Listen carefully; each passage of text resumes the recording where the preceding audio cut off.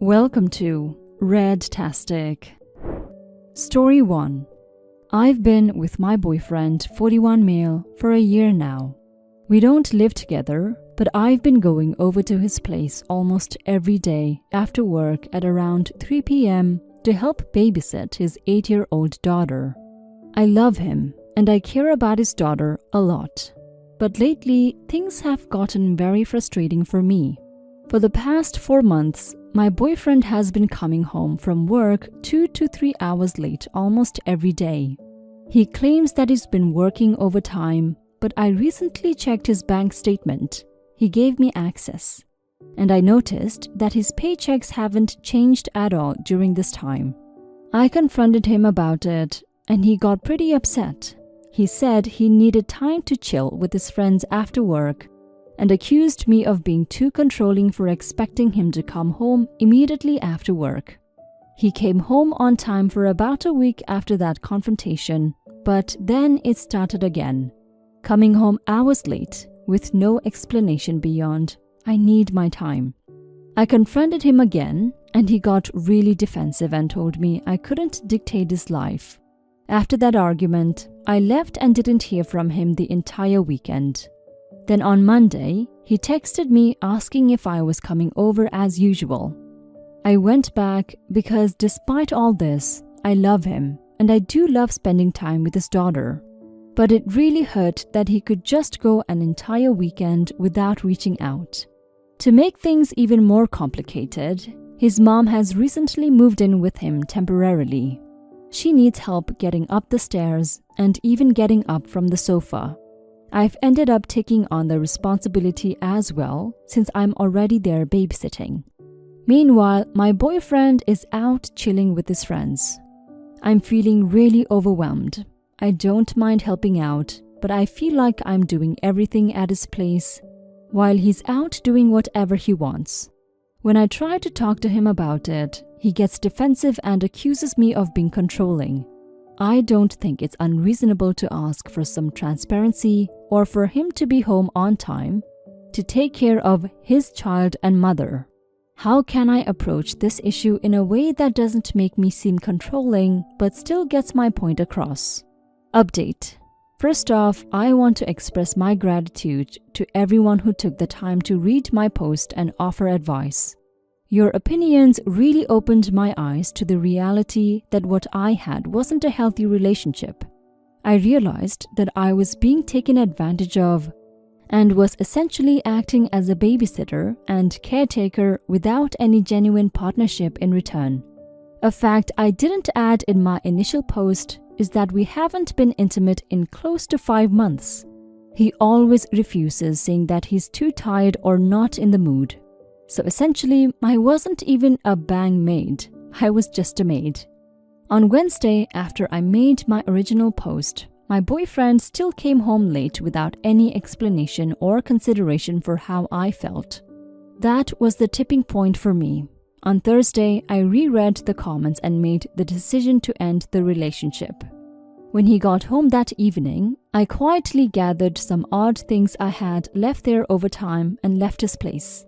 I felt it was safer and more appropriate to avoid a confrontation in person.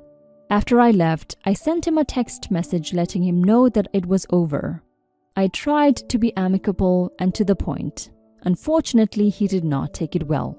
He rang me immediately, angry and upset, calling me a psychotic for taking things this far, and without his permission too. Over the next few hours, he sent me multiple voicemails and text messages that were increasingly hostile and threatening. He called me a hoe and other derogatory terms and told me that he would make sure no man would ever date me again. It was so scary and I nearly had a panic attack whenever my phone pinged. I didn't expect him to become so aggressive, and it made me concerned for my safety. I'm keeping records of all his messages and voicemails just in case. I also informed my family about what was happening, and they are on alert and are ready to take matters into their own hands if I give them the go-ahead. I'm being careful about leaving home and I'm minimizing the time I spend outside for the time being. This experience has taught me a lot about setting boundaries and recognizing toxic partners. Thank you again to everyone who helped me see the situation for what it was. Your advice may very well have saved my life. You made the right decision, OP. Your ex-boyfriend was manipulative and controlling. He did not appreciate the work you put into taking care of his house, his daughter, and eventually his mom. He didn't understand why you wanted him to be home early because he's a selfish a-hole. If you're spending all those hours of your days doing something for him, the least he could do was come back straight after work and make you feel appreciated and loved. I would ask you to get a restraining order against him. I hope things don't get out of control. Good luck, OP. Story 2. My 31 male's girlfriend, 28 female, of 2 years is uncomfortable because I want to help my ex, 30 female, and her daughter through financial aspects out of a traumatic event. Hi everyone, I think I need an external point of view here because my girlfriend occasionally has trouble expressing her feelings and I just don't see what's her point here. I'm not natively English speaking, so I hope it will be okay. I've rewritten this couple of times, but I think in the end the full story is what probably matters. I'll invent names here. Sarah, my ex, separated 2 years ago. 30 female now, met her when she was 25 female.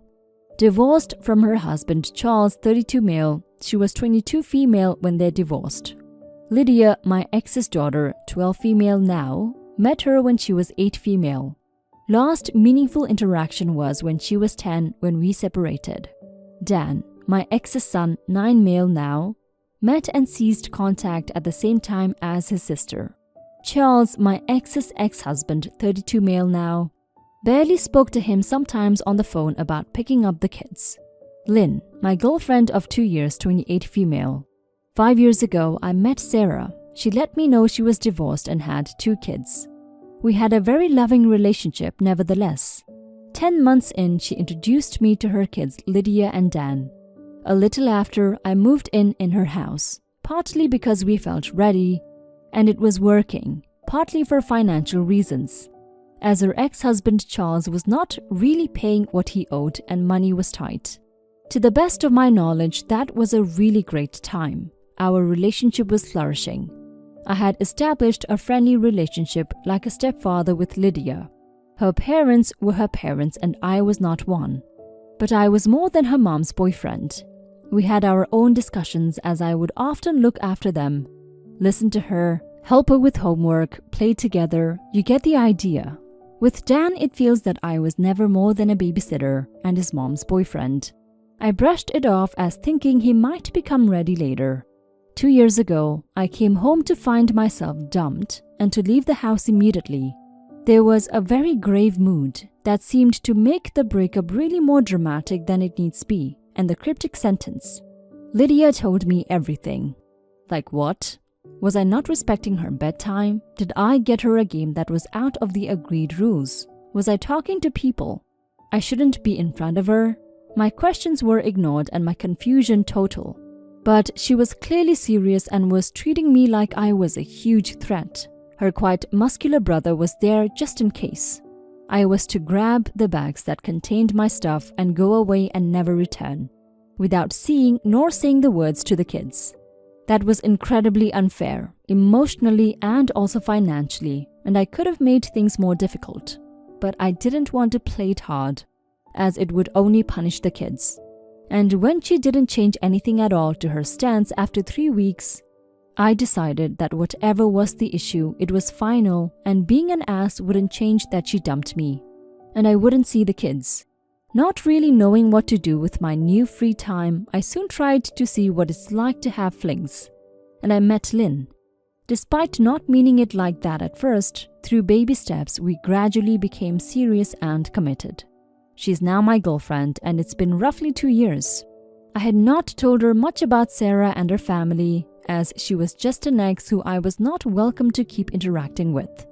That was where we were until about 2 weeks ago.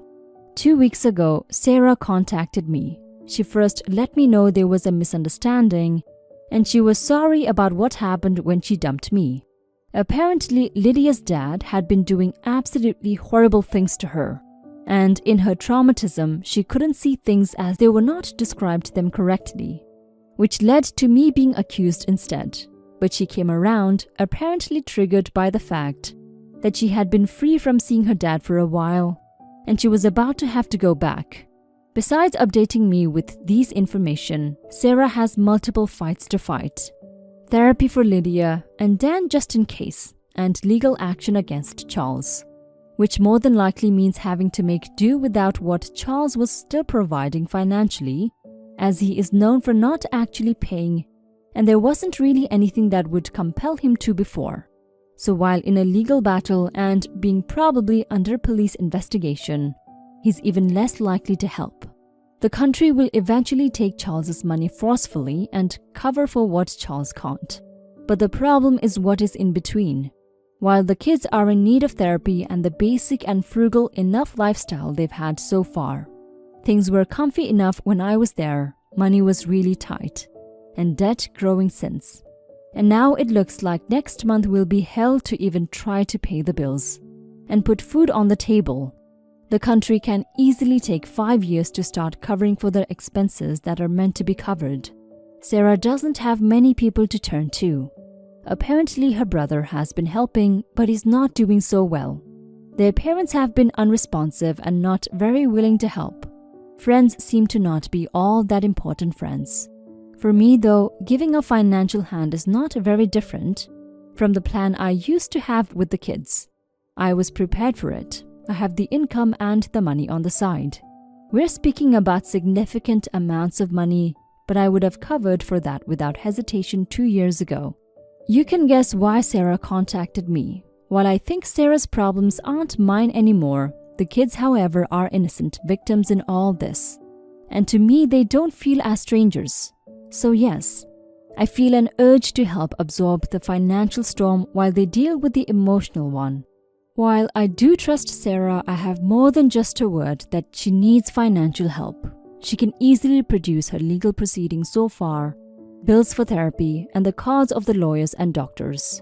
To sum up, my general impression of it all, yeah, it sucks hugely, and in memory of my times with the kids, I'm willing to devote the money I would have in the same situation if we had stayed together.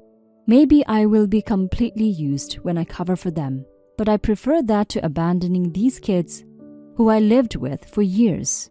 Enters Lynn's opinion. She's uncomfortable with me getting back in contact with my ex. It is true that the decision I'm leaning on taking with my money will make a big difference on our potential financial future with Lynn.